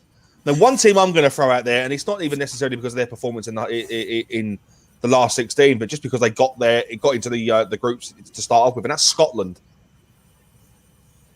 I don't know. Scotland get into the groups for the first time in ages is massive, and they really gave England the run for their money as well. Oh yeah, they were the only. Well, besides Denmark, of course, Scotland were the only team that really showed. Yeah, literally, that showed pressure. That really showed. Yeah, we are capable of doing just what you've been doing to other teams. Like, yeah, they've pretty much showed. Yes. Like, we want to win it just as much as you. Sadly, they didn't manage to get to that point, reaching the last of 16. The round of 16. Yeah. One thing I do want to point out about Scotland is their defense is absolutely impeccable. Absolutely impeccable when they played against England. Like, it was absolutely impeccable. And they've got a newfound striker in, what's his name? Shay Adams, that's it. Yeah, Shay Adams, quality player. Yeah, very quality player. And I didn't even know that he was Scottish, but I know that one thing's for sure is that he indeed is a very good player. So they've got a very good quality player in Shay Adams. They've got a very good leadership role in a few of the defenders. A couple to mention, Andrew Robertson and a young boy, Kieran Tierney. You can see that's a boy that is willing Kieran to go. Tierney played out of his skin. Played Literally. absolutely out of his skin. I think he had an absolute blinder. And I'll tell you what, if he doesn't start for Arsenal this season, questions are going to be asked. Questions are going to be asked. He needs. He always starts for Arsenal. No, but I'm talking about if you start. If you bring in players that can better that, you've got a question. You've got to really ask yourself: Is Kieran Tierney really going to start? I think after this campaign, Tavares will be right back. his rotation player. He's not starting ahead of Tierney. There's no way. No, Tierney played out of his skin, and I think if anything, this tournament's really solidified his position in that Arsenal squad. Oh yeah, 100%. Even before the tournament, his place in the squad is solidified. He's our future captain. No, you're not listening to what I'm saying. You're not listening to what I'm saying about what I'm saying is that even if you brought in another player that could really fit in his position a lot better than what Tierney could, I think after this campaign, Tierney over anyone. Do you see what I'm saying? I understand what you're saying. I get your point that he's basically proved himself that he's going to be in that squad, but we already knew that before the tournament anyway. Yeah, so he's 24 years old as well. He's starting for us. 24 years old and he's playing out of his skin. I think he performed really, really well. Really well. And to be honest, even look at him from sorry, Kings. For me as well, the biggest overachiever, I think I wouldn't pick Scotland because they didn't get past the group stage. A biggest overachiever is getting past the group stages as well. I don't think that you can pick a team like Scotland to say that they're the biggest overachievers because they didn't even get out of the group. No, but it's the first time they've got to something like this for a long time, mate. That's what I'm saying. And they performed well. I think they scored goals against Croatia. They very unlucky to not score against us. Do you see what I'm saying? Yeah. All right, then. If you think that, then what about Denmark? They lost their first two games and they ended up in the semi-final. They lost their first two games. The first one was a formality, obviously, because of what happened to Christian Eriksen on the pitch. But you can't. A lot of pressure would have been on them at that point. Obviously, they lost to Finland.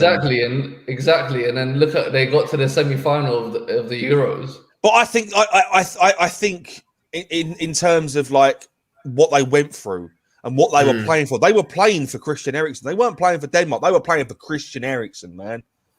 Yeah. You see what I'm saying? They had a lot of fire. All right, so you're trying to tell me that Scotland's had a better tournament than Denmark? In terms of overachievement, Scotland shouldn't even be there, mate. Nah, I disagree. No, I don't quite disagree with that. I understand where Josh is coming from. No way, bro. No. Look at this way. Then how are you overachieving? I don't understand. The third lowest seed in the whole tournament, mate. The third. Hold on, Murat. Look at it this way. Yeah, think of it as a case of, in a tournament full of giants, of teams that you could just expect, you'll be seeing the big names and everything like that. But then saying that, if we're going to say Scotland, we might as well just say North Macedonia as well, ain't we? To be fair. Yeah, true. True. Let's be honest. Yeah, Scotland don't have the worst squad in the world. They've got Tierney, Robertson, they've got Scott McTominay, they've got Billy Gilmore, they've got Shea Adams, they've got Armstrong from Southampton as well. They don't have a bad squad. What my point is, you can't say that they've overachieved if they haven't got out of the group. I understand, massive achievement, well done for getting into the competition. But for me, if you can't get out of the group, then you're not overachieving. Yeah. What about Czech Republic? Yeah, that's what I'm saying. Even I feel like Czech Republic, Denmark, Switzerland have had a better Euros than Scotland. That's what I'm trying to say. You can't really write off Denmark though, mate. Denmark have always been a really, really strong team. Yeah, and this is what I'm saying. Imagine their morale after losing Eriksen the way they did and losing their first two games. Their morale would have went from up here to there. And they still managed to get to the semi-finals. The thing is, how can you say that Denmark have overachieved? They've got the best, one of the best goalkeepers in the Premier League in goal in Kasper Schmeichel. They've got a formidable attack all around. They got really. I wouldn't say they got a formidable attack. Their attack is very average. I think they've got a team that can really compete. Honestly, I genuinely think. You know what? Yeah, I know. Here's one for an overachieving team, man. This is just my own personal opinion because I haven't seen much from them. Ukraine. Not even Ukraine. Actually, I was going to say Austria. Are you sure? Yeah, I was going to say Austria because they I made it. disagree. I disagree. They made it to mate. knockout stages. They made it to knockout stages. Yeah, but I disagree, mate. The quality in their team, they've got some really good Really? players in there, mate. Yeah. I don't know, man. I just feel like you lot are defeating the purpose of what like overachieving means. Like I don't know. That's just like my point of view. Okay, I can't believe. I'd like to know. Then. No, because how can you like, especially with the Scotland situation, yeah? How can you say a country has overachieved when they didn't get out of the group stage? Because they're the third lowest seed in the whole tournament. It doesn't matter. It doesn't matter about listen, man. If you're gonna let me talk, I can't believe what I'm doing. If we're gonna have a debate, let me get a point across, right? Yeah, go on. The third lowest seed in the whole tournament. We're talking across the board in terms of qualifiers as well. Yeah. Right. In terms of games, they didn't perform half bad. They scored against Croatia, who were the semi-finalists of the World Cup last year, or in 2018. Right, they gave England a run for their money. The only game really that they didn't really perform well was the other one. I can't remember who it was against, but there was not really much talk about it. Against Czech Republic. Czech Republic. Even the Czech Republic game, they lost 2-0, but they were all over Czech Republic the whole game, man. All right, let me ask you a question. Yeah, did you think Scotland? Be honest. Did you think Scotland was going to get out of the group with Croatia and you in there? Considering that we were very lucky to not lose to Scotland. True. They could have got out. If we performed even just the slightest bit under what we should be, if we performed worse than what we did against Scotland would have scored. They would have won the game, and we would have been, and they would have got through, and it would have been us that got. It would have been us or Croatia that got left out. Nah, look, like I said, I'm not saying that they've had a rubbish tournament or anything, but I'm just saying I just think they've been unlucky. Yeah, there's better countries really well that are out there that have done a lot better. They've got out of the group in crazy circumstances. Like I said, Denmark lost their first 2 games. And to get out of the group and then to get to the stage where they got to, for me, that is a big, it's a big, massive achievement. So, sure, and Denmark is not in. They're not your favorites. Like they're not even probably in the first 10 of your countries to say, yeah, I think they're gonna win it. And that's why I think it's a big overachievement for them. Yeah, I mean, to be fair, you're talking about Denmark getting out of their group. They were really relying on results from other groups. Exactly, and that's how much of a bad start that they had, and to pick it up and to turn that around shows like massive, and that it just shows like a massive achievement for them. And I do think that they were one of the teams that overachieved. They basically went through on goal difference. They're not the favourites, or they're not a team that's going to be there. They went through on goal difference. How big was the goal difference? Goal difference, 1 goal. Oh, literally. Oh, they got lucky. They had a goal difference of 1, and Finland had a goal difference of -2. Ooh. There's three goals in it. There's 3 goals in it. Okay, in that case, okay, I understand what you're saying when you say Denmark are the overachievers of the tournament. Is there anyone else that you'd put inside the bracket then for overachieving this tournament? Ukraine. I wouldn't say Ukraine. No way. Let me just have a look. What? So you honestly think there's only one? There's only one country, and that's Denmark, in my opinion. No. You can't. So Denmark is the only overachieving country. Then everyone else is expected. So what about England? Because no one expected them to get to the final. No, we're favourites. Shut up. Don't say that. But you say that you say that England have overachieved, but like. You look at the squad, like how can you look at the squad and look at the results, man? We didn't concede a single goal. Okay, hold on, hang on. Denmark. And we were second favourites as well. You say we're second favourites? Yeah, we were second favourite after France. Yeah, we're now the favourites to win. Yeah, I'm saying at the start of the tournament, at the start France were favourite, then it was England. Yeah. How were England favourites before Belgium, before? Yeah, literally, before the tournament started, France the favourite, and then it was England. How did they pick England over every other giant in Europe? Because of the groups. Because of the It's groups. not necessarily because of the group. It's because of the squad that England have. It was our pathway as well. I think it was our path as well. I think. No, it I wasn't. don't know. But you wouldn't. But yeah, then again. But according to results, you wouldn't know who you get on your path. It's only after when you win. Yeah. In terms of groups, they released the bracket, didn't they? They released the fixtures. The bracket. Exactly. Yeah. In terms of brackets, we avoided all of the big teams. I reckon if we were on the other side of the bracket, we wouldn't be in the final. Guaranteed. I mean, you can say that, but you just never know, innit? Actually, maybe not guaranteed, but I'd say there's know. a high chance. There's definitely a high chance that we would have probably got knocked out in the knockout stages, not necessarily in around the 16.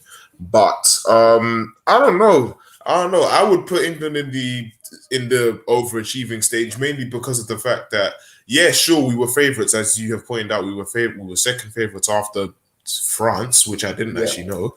But I would say that they're overachievers because look at their past tournaments, look at everything. Like, look at England from 2010. Like, look at the legends that we had all playing together. But you mean the same tournament where we got screwed over by a lack of VAR? Yep. That's the exact same tournament. We had players. We had the likes of Lampard, Gerrard. Who else was playing? You can't even put those players on the same pedestal as the squad that we've got now, mate. The squad we've got now is so diverse. No. There's a difference. But the sorry, point I'm to cut making, you guys up. Yeah. Sorry. Yeah. There's a difference now. The players that you had back then, you had more world-class players back then. Your Ferdinand, your Lampard, your Gerrard, etc. But now you've got a better squad. Yeah. Now, if you take someone like Kane out, you've got Calvert-Lewin. He's going to be pretty much maybe not the same as Harry Kane, but he still would be good enough to come in to do a job. You take out Saka, you have Sancho. You take out Sterling, you have Rashford. You take out Declan Rice, you have Henderson, and so on and so forth. So as a squad this year, it's a lot better than what you've had in the past because you've had world-class players, like I've said, but you haven't had a squad. So if one of the world-class players got injured back then, which we saw, England couldn't cope with it. But now, as soon as a player gets injured, we've got a perfect replacement because we've got the squad there. That's basically the point I'm trying to make. Like the chemistry with the world, like we had names, but there was no cohesion. There was literally no connection between each other. I want to see where all the Southgate haters are now. I want to see all those people that gave stick to Southgate for his selection. Where are they now? You know something? I know where they are. They're in the pub singing "Sweet Caroline" at the top of their voice and saying, "Football's coming home, mate." Get behind your team, man. Do you know what? Some of them still believe that Southgate's getting lucky. I don't know. He's not getting lucky, mate. Southgate's a tactician in this game, man. I'm putting my hand up and saying I was definitely maybe not a Southgate hater, but I was just confused by all of his options. Bro, you prefer Fabio Capello over Southgate. 100%. So yes. No, do you know what? No, I completely. Right, on that point. Right, so I mean, in overachievers, we're not really going to agree. You think Denmark? I think someone like Ukraine. Let's leave it for the comments, guys. Let us know who do you think the biggest overachievers are.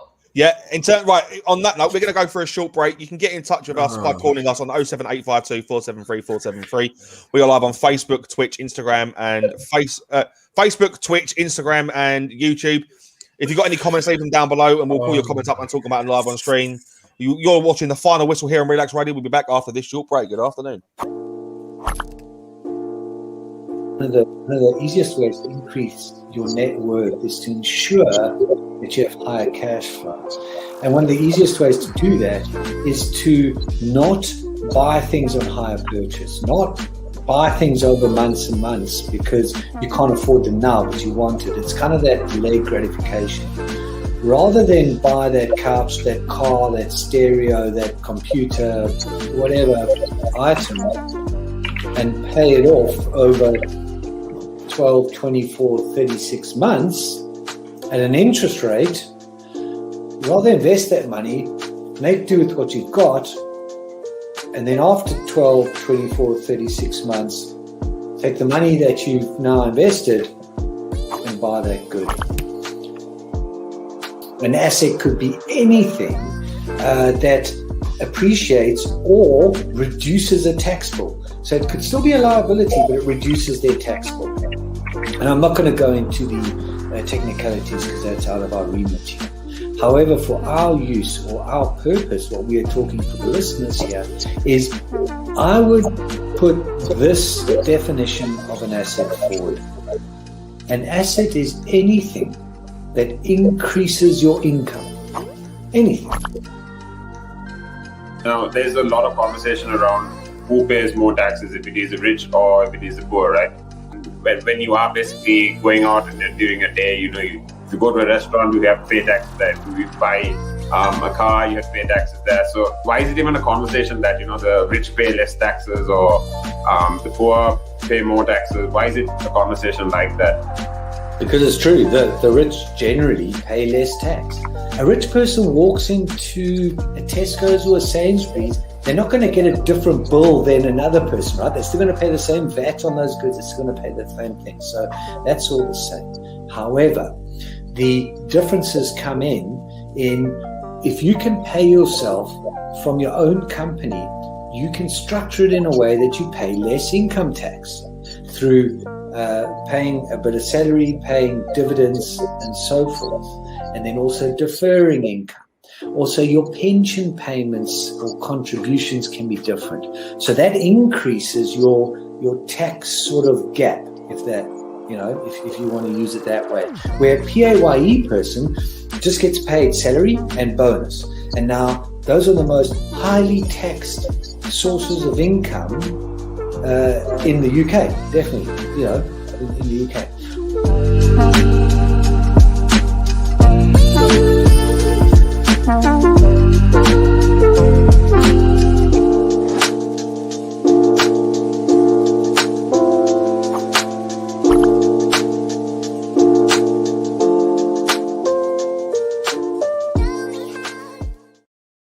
Welcome back to the final whistle here on Relaks Radio. What you've missed so far in the chat during the break is me, Murat, and the Kingz have all been going off at each other, mostly because Murat said he prefers Fabio Capello over Gareth Southgate. And Well, not me.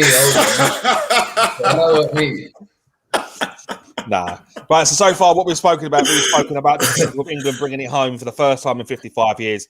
The biggest underachievers, the biggest overachievers. And now, before obviously we talk about predictions and stuff, we're going to talk about the player of the tournament. Player of the tournament. Murat, this was your idea. You can start with this one. Yeah, one player for me stood out like a sore thumb, Raheem Sterling, mate. Literally, like we spoke about before, he's literally carried England to the final. Yep. Everything about him, the way he's played, the link-up play, like I said, when he gets on the ball, everything that Raheem Sterling has done for me has been spot on. And he didn't have the best seasons just about to say that year, unfortunately, but he's shown his class and why he's been at City for so many years now, and he's been fantastic for me. So yeah, for me, he's definitely it's a close one for me. It's two England players. It's been a very, very close one. I think it's between Raheem Sterling and Roberto Carlos, mate. For me, yeah, I think Luke Shaw's been fantastic as well, but I would definitely pick. But this is the thing: if you pick Luke Shaw, you got to pick the whole England defense plus Pickford, because they've only conceded obviously that one goal, which was a free kick. So in open play, technically, they haven't conceded a goal the whole tournament. So apart from Denmark, yeah. But I think even at Denmark, set piece, yeah. I'm saying open play. Yeah, I was going to say you can't really count that goal as the fault of the defence, because it was a set piece that they. I mean, it was a beautiful free kick as well. But you can't deny it. You can't take away the fact it was a fantastic free kick. But like I said, I think if Pickford was a bit taller, he'd save that. But that's just my opinion. I think personally, if Pickford just positioned himself just a little bit better, if he was just a slightly little bit more to the right, he would have saved that. He did get fingertips to it. If you watch the replay, he did tip his fingers. Yeah, I think if he was just a little bit more to the right, I think he would have stopped that. So, Josh, who are you picking as your player of the tournament? I'm in agreement with you, mate. It's between Raheem Sterling and Luke Shaw for me. No, you got to pick one. I want to call you. I want to call you all the Tom, Dick, and Harry. You have a little think about who you're going to pick. Kingz, let's go to you, bro. I'm going with Sterling, to be honest. I'm not going to lie. I'm with Sterling. And that's mainly because of the fact that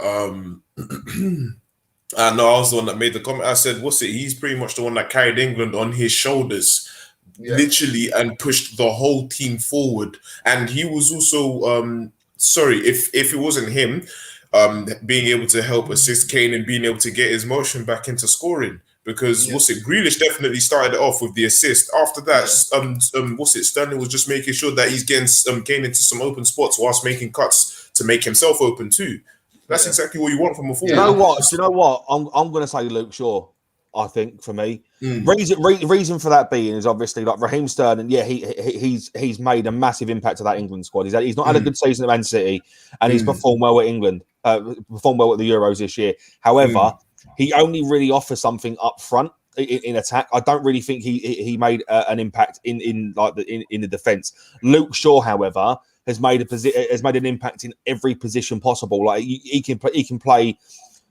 He was really good in defence, and he was also really good at getting those assists in. He kind of played that attacking midfielder role when it really mattered. And I think the crosses that he was getting in and the opportunities that he opened up really made a massive part. So for me, in terms of impact, Luke Shaw's made more of an impact for me than what Raheem Sterling has. Raheem Sterling just converted those chances. King's intake on this because he looks like he's a bit confused there. I'm very confused because Murat, do you see where I'm coming from though? I didn't. You didn't get where I'm coming from. For me, like I said, Luke Shaw's had a fantastic tournament. Pretty much what I think of Luke Shaw's tournament is that going forward, he's obviously been one of the better players, but he's obviously equally been as good defensively. But for me, Sterling has had more of an impact on that squad. Right, okay, let me clarify my point to King so it makes it a little bit more easy for him to understand. Right? I want to listen as well. What is Raheem Sterling's role in that squad? He's a forward, right? And what is his job? What is he meant to do? Either score goals, create chances. Take players on. And he did that, yeah. Yeah. Mm-hmm. Okay, what's Luke Shaw's position? What's Luke Shaw's role in that? He's a defender. Okay, what's he supposed to do? No, what's he's a winger. He's a winger. Okay, protect the goal. He's a defender. Primarily, he's a defender. Protect the goal. Prevent opportunities. Prevent opportunities. Okay, I disagree. In this day and age, there's no Murat. Come on, let me finish my point. Okay. He did that, correct? Yeah.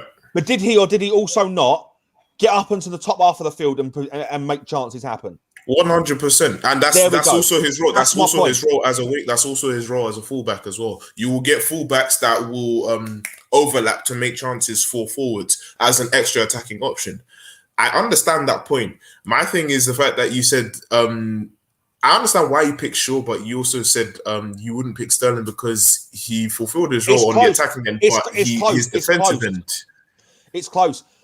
And what I'm talking about is Luke Shaw made an impact all across the field. Raheem Sterling made an impact in one half of the field.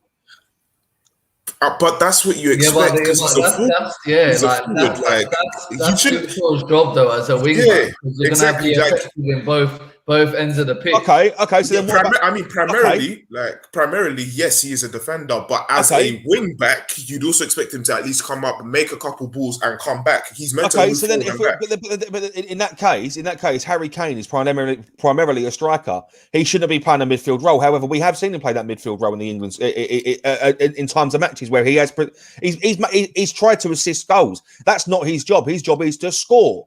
Yeah, but the thing is, that's what you say, Harry Maguire.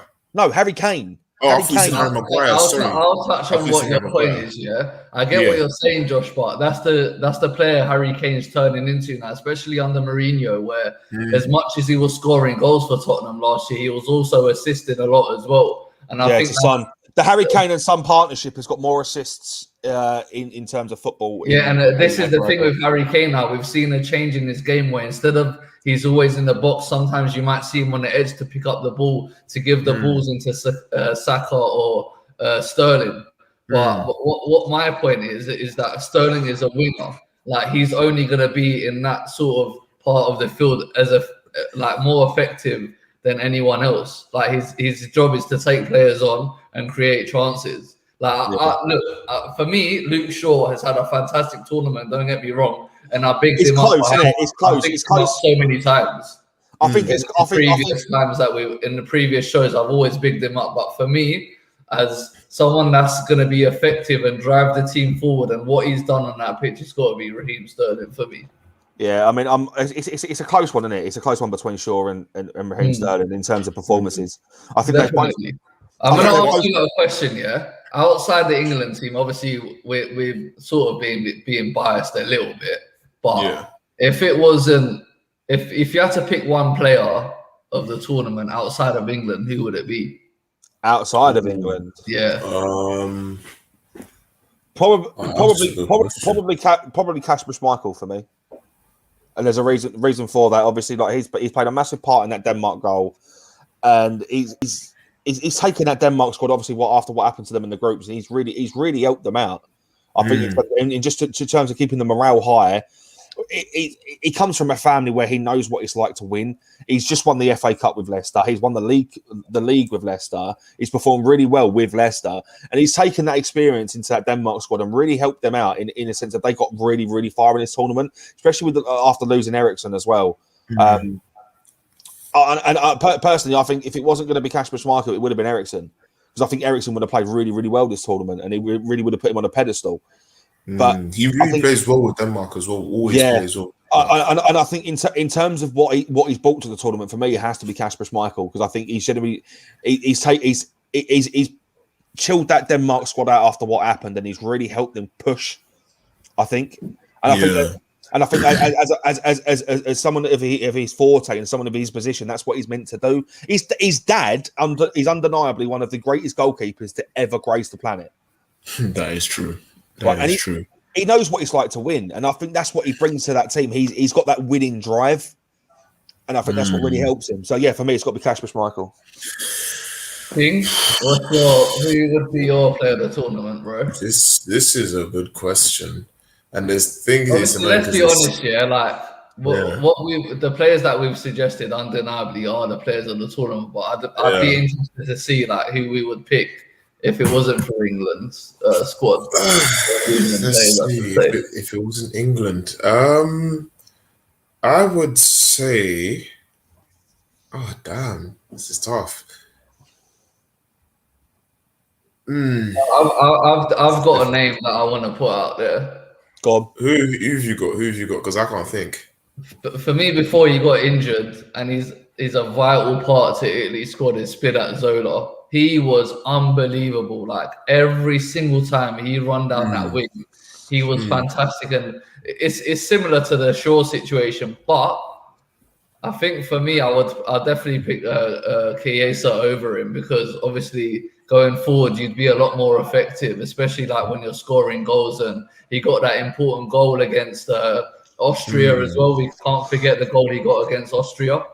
The goal that he got against Spain as well. The goal against Spain, it was a fantastic finish. He had a lot to do in that situation, and he gave Unai Simon like literally no chance whatsoever. I think in summary, before we go to the break, before the last segment of the show, I think in summary, it's really hard to pinpoint one particular player, because I think there have been multiple players that have all performed at a level, and they've all brought something different to the tournament. But I think in terms of if we're going to be biased and we're going to talk.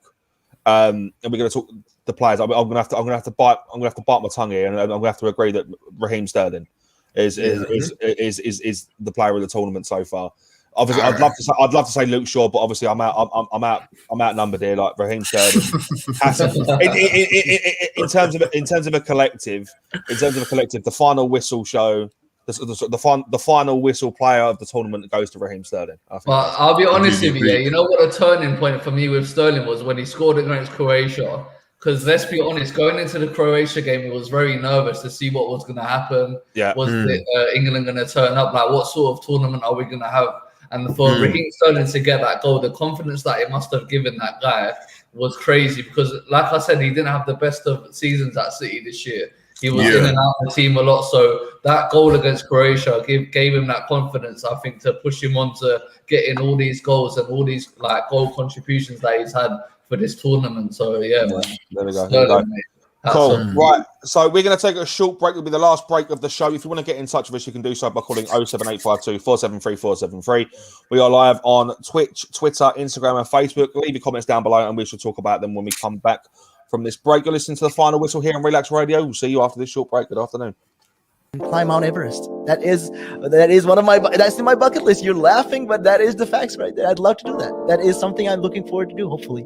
Climb Everest. Mount Everest. I mean, okay, not the very tip of Mount Everest, maybe the base camp at least.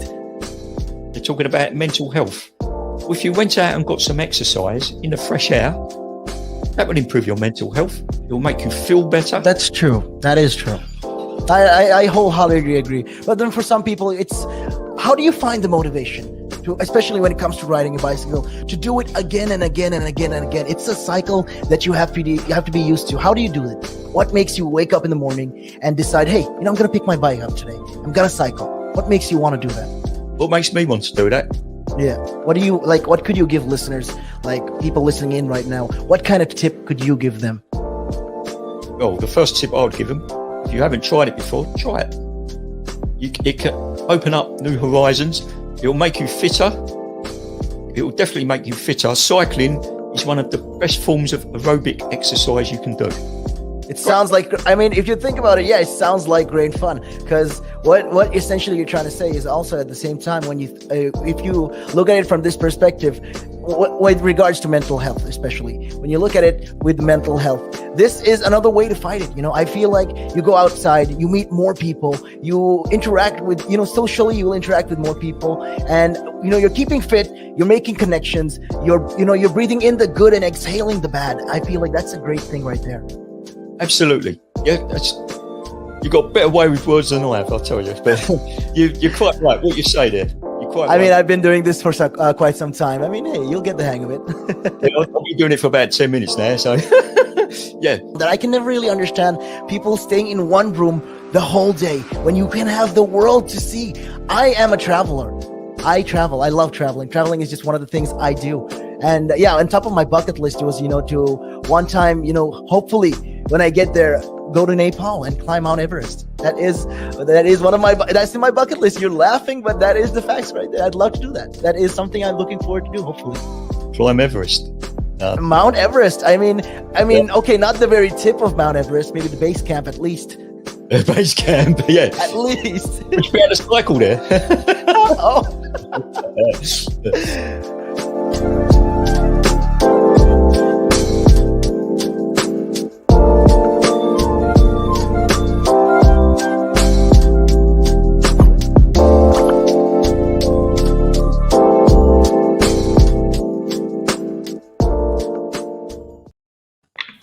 Welcome back to the final whistle here on Relaks Radio, where we are talking all things football. We are talking about the Euros.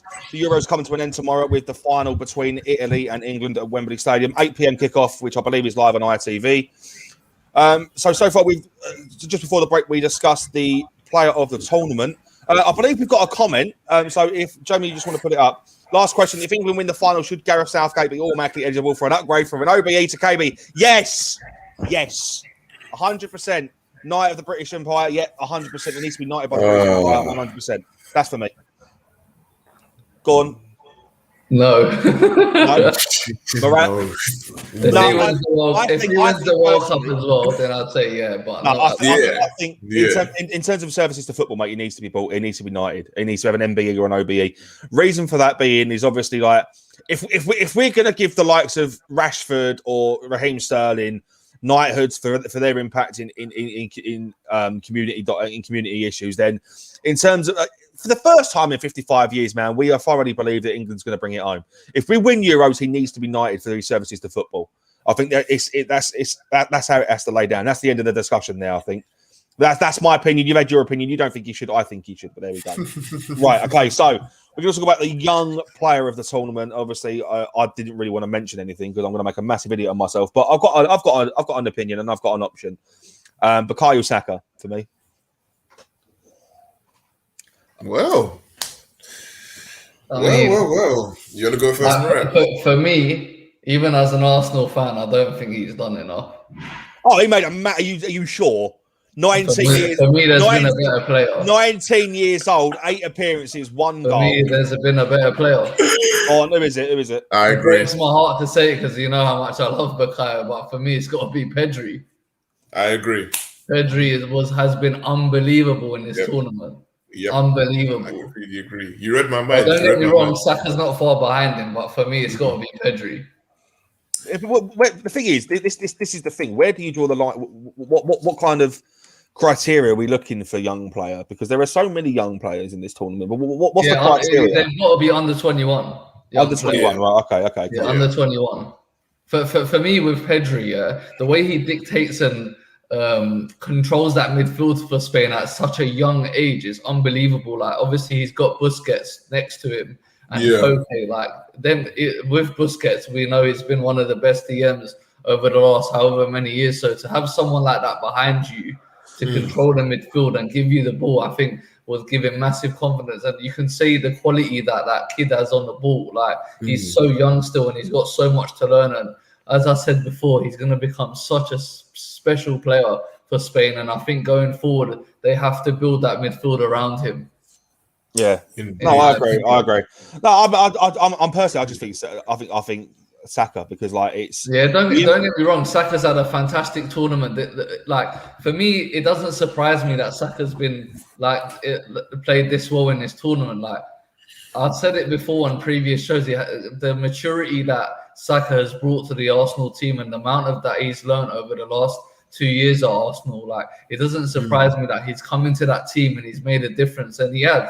Because against Denmark in the last game, if he didn't make that run and if Kane didn't pick him out, we wouldn't have got the equaliser so soon. But it's just his intelligence and the way he runs at players. He scares a lot of players. And you could see against Denmark, as soon as Saka got on the ball, they were doubling up on him because they know the quality that he has.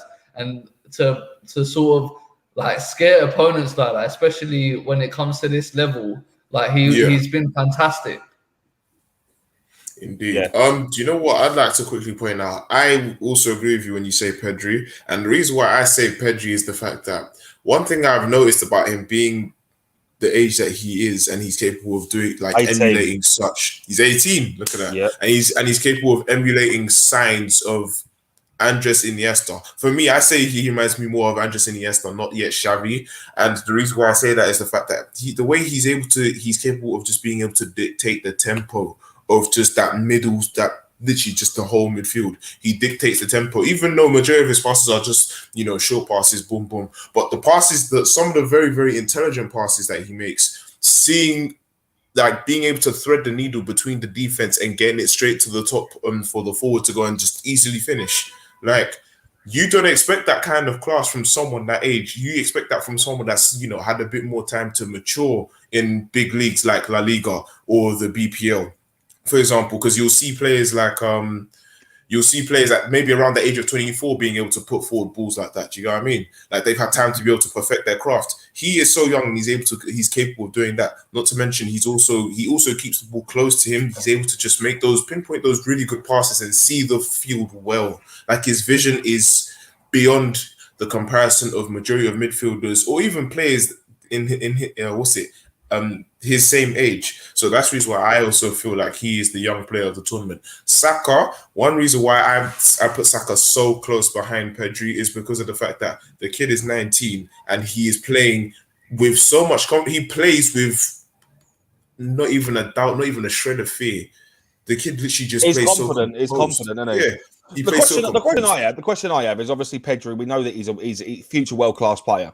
Right, 100%. Barcelona have fallen off a little bit, and I think really the team really to beat at the minute is Atletico. Atletico, if you want to be pedantic about it, in terms of teams to beat in La Liga. I mean, there's only really 3 teams in the Liga for me, and that's Barca, Real, and Atletico. In terms of the Premier League, you've got the likes of Man United, Man City, Chelsea, Arsenal, Tottenham, Liverpool, etc., etc. All kind of these. On a pedestal, they're all regarded as the big teams. My question to you would be, do we see Pedri in the Premier League in the near future? This is the thing, though. Like, being at Barcelona, they're one of the biggest clubs in the world. Let's be honest. So, in terms of tourism, yes.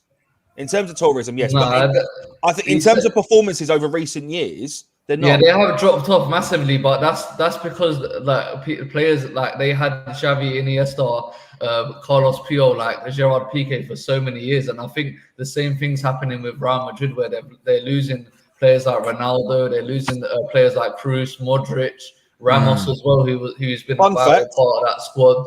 Fun fact: this is the first Spanish team that we've seen in years where not one single Real Madrid player has been named in the 21-man squad. Mm-hmm. Yep. I think I remember seeing that fact. Maybe? But yeah, going on to the whole Pedri situation, I think that Barcelona, like you can see that they've made it clear that they're building around Pedri. And let's be honest, yeah, you have to be a special player to get into a Barcelona midfield. And for me, he's going to be a very special player in a few years. Obviously, we've said some players are going to be special in the past and they haven't turned out that way.